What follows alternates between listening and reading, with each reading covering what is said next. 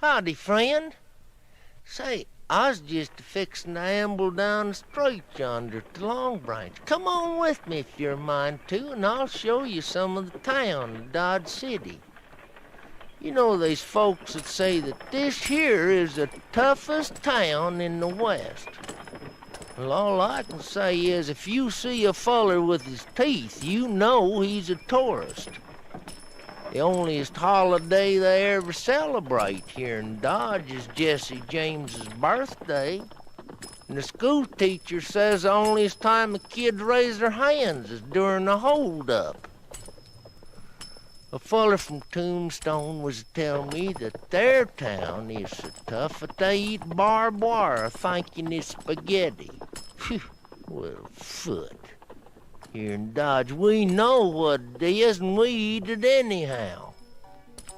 Well, here we are. This here's Long Branch.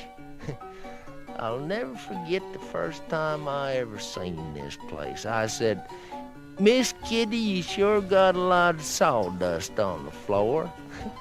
She said, "Well, Festus, up till last night, that was furniture." "Oh, howdy, ma'am." There's one of the girls that works here at the Long Branch. Bessie's her name. Oh, she's got everything a man could want. Muscles and a mustache. Oh, yeah, there's a place over yonder you'll want to see, too. That there's it. It's called Delmonico's. That's the onlyest place in town to eat. The food ain't much to speak of, so nobody speaks of it much. It's a kind of place where the food is so bad that it makes you glad the service is lousy. I'll tell you this, that eating there is just about as close to a hunger strike as you can get on. Now, right over yonder is Matthew's place. He's the marshal of Dodge City. There's usually a pot of coffee a-stewing on the stove. I used to make Hagen-style coffee for him every once in a while till that old scudder Doc Adams got so ornery about it. He said that my coffee tasted like something you'd set in to remove a tattoo. Whew. It's harder than I'd slam a door. Of course, me and old Doc, we josh each other a good deal, but I'll tell you this. He is a good doctor. He's been operating for 30 years. Ain't cut himself once. There's one thing about old Doc Adams, though. He won't operate on you unless it's absolutely necessary.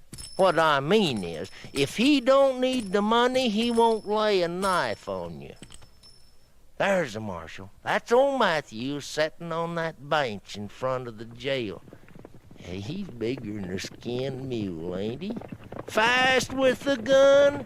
Golly, Bill, now, I never have saw this myself, but I've heard tell that he can stand in front of a looking glass and beat himself to the draw.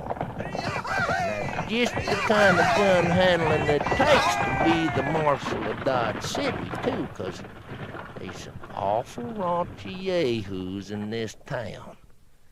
And they're a-pulling crimes that you just wouldn't believe.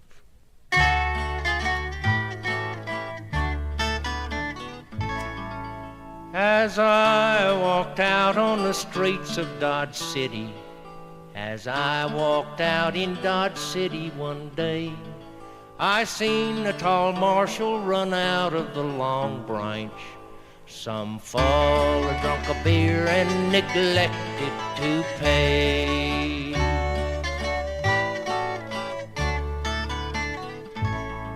Miss Kitty told Matthew to go get the villain and bring him to justice, that swindling swine. His blue eyes growed cold as he pulled out his 6-gun. I'll throw him in jail or a box made of pine.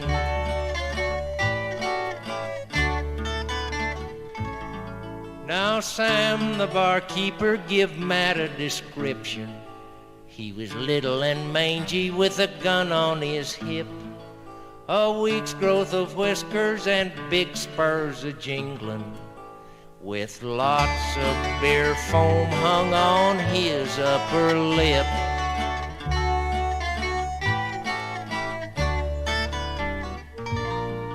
Doc Adams rode up in his little black buggy, a pick in his teeth and a scratch in his ear. He said, Matt, if he's mortally wounded, don't worry. Bring him upstairs to me and I'll finish him here.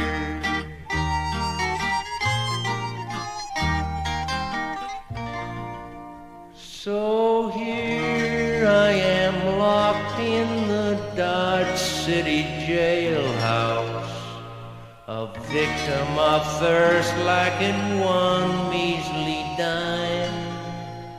Let me give out the warning to all of you yahoos. Matt Dillon of Dodge makes you pay for